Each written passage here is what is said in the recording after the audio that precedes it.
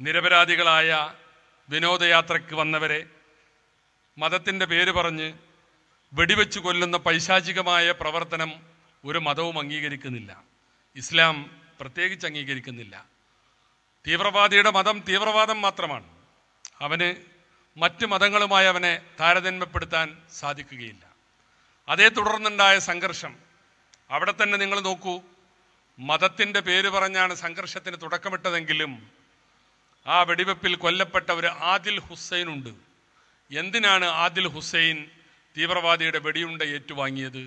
ആദിൽ ഹുസൈൻ കാശ്മീരിലെ വളരെ പാവപ്പെട്ട ഒരു കുതിരവണ്ടിക്കാരനാണ്. കുതിരവണ്ടിക്കാരനായ ആദിൽ ഹുസൈൻ ഞാൻ എൻ്റെ വണ്ടിയിൽ കൊണ്ടുവന്ന ഈ നാട് കാണാൻ കൊണ്ടുവന്ന പഹൽഗാം കാണാൻ കൊണ്ടുവന്നവനെ വെടിവെക്കുമ്പോൾ അതെനിക്ക് അനുവദിക്കാൻ കഴിയില്ല. അവനെ കൊല്ലാൻ പറ്റില്ല. എന്നെ കൊന്നതിന് ശേഷം ഞാൻ എൻ്റെ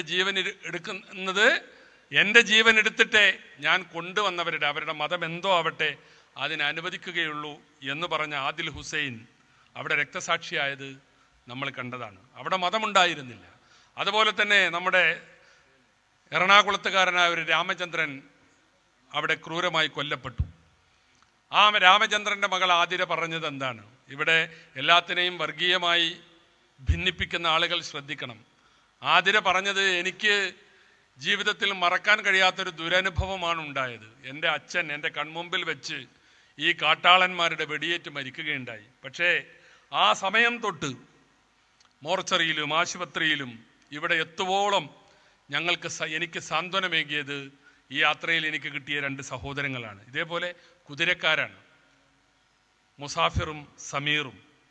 അവരെ ഞാൻ ഒരിക്കലും മറക്കില്ല, അവരെൻ്റെ സഹോദരങ്ങളാണ് എന്ന് പറഞ്ഞ ആതിരയുടെ വാക്കുകൾ നമ്മുടെ മുമ്പിലുണ്ട്.